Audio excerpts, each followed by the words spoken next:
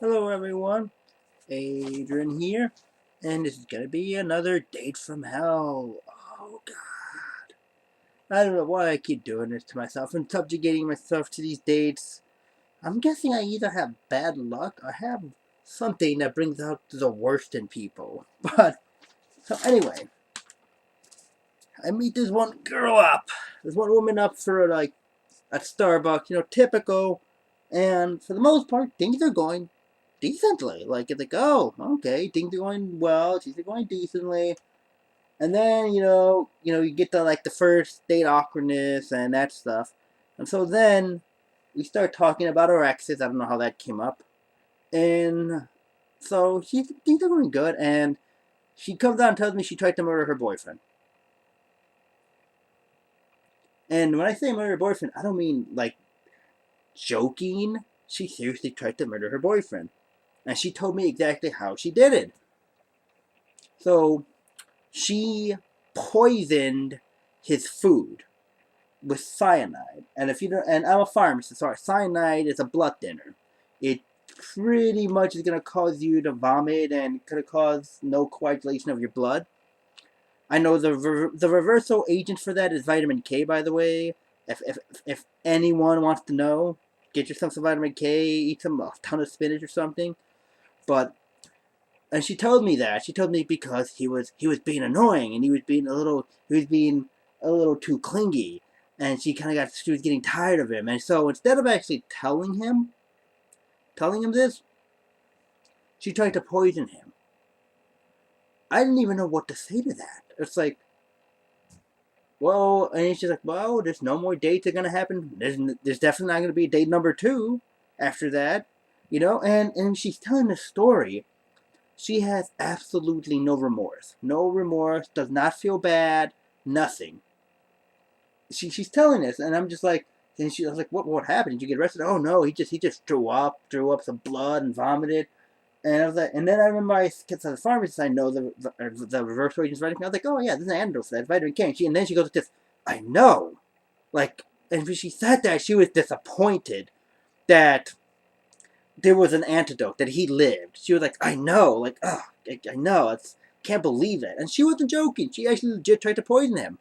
And I'm just like, what the fuck is wrong with you? Like, just because he's getting clingy and you're getting tired of him, you're gonna poison him. You tell him, like an adult, you're getting clingy, stop. And if you don't like, you break up with him. You don't try to poison someone. You know, it's just like like I said, when she was telling the story, she had no remorse. She didn't feel bad.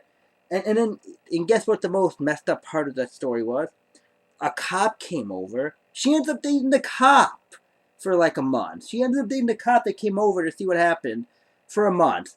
This poor guy's over here like vomiting blood, poison, and she's like, that's selfish, that's selfish, that no remorse. I just couldn't believe it.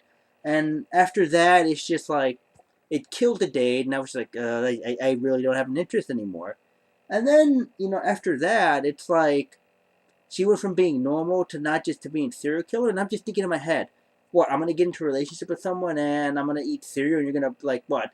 I'm gonna do something annoying and you're gonna poison me, you're gonna tell me that you're gonna try to murder me in my sleep. It's like what do I go with that?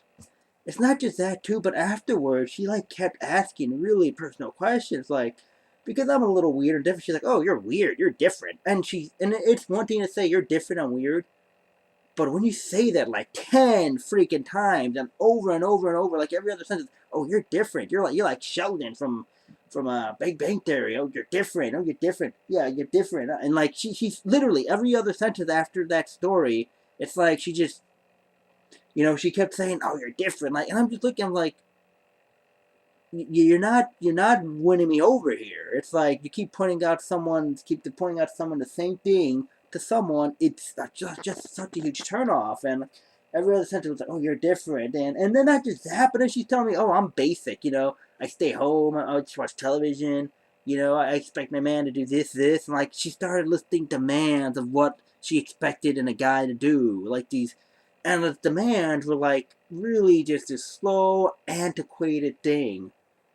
And then not just that, then she has like some borderline racist stuff to say. like, she's like, there's like, because she was black, and she's like, and this is what happened in the Las Vegas. This is like about a few days after the Las Vegas shooting, with some sick bastard with a sniper rifle just shot up everyone like some country music festival, and she's like saying, "Oh yeah," it's like yeah, and she's like, "Oh yeah, like here are all these people like in these this country music festival." It's like, "Oh yeah," she's like, "Yeah, all these people got shot." It's like, "I don't give a shit about that." Her exact words, she's like, "I don't give a shit about that." She's like, I don't give a shit about that. It's just those stupid white people getting shot at a country music festival. He's like, they deserve it. He's like, meanwhile, there are people like on the streets here that are, black people and like minorities over here that are suffering. I was in shock when you said that. It's like, you don't care that innocent human beings, with that are daughters, that are sons, that have families, that are parents. You don't care that that's a good chunk of them died. You don't care. You just focus. Because they're white. Who gives a shit about them? Who cares? Blah blah blah. They're exposable. They're dispendable. And I'm just like, when she said that, it was like, and I just, she was just like the incredibly selfish. Just so like antiquated thoughts, like kind of like racism. I mean, let's be real. That's racism. Say what you will. That's racism. It's like really, you're gonna say that? Like, wow. It's like, wow, you're a shitty person. And God Almighty, it was just, I couldn't. I was so, when that date ended. I didn't like. I hate ghosting. I don't ghost people. But that person, like, unless someone, the only time I ghost is when some people are a creep. When people are creepy and just disgusting human beings like that. And yeah, I have no problem with ghosting when that happens. And I ghosted her. Like, it just, how she tried to put in her boyfriend, her racism, those antiquated thoughts, repeatedly trying to say, "Oh, you're different, you're weird," like every other sentence. And God, and then I remember she's like, "Oh, would your parents think you're dating a black girl?" Oh, kind of like it's taboo for like a light skinned person like myself. I'm Hispanic, by the way, to date like a black person. Like that's taboo or something. Like, oh, it's like, what the no, it's not. And she just had like I said, she had like this antiquated thoughts, these really old school antiquated thoughts that are just irrelevant. She was selfish, just a shitty human being.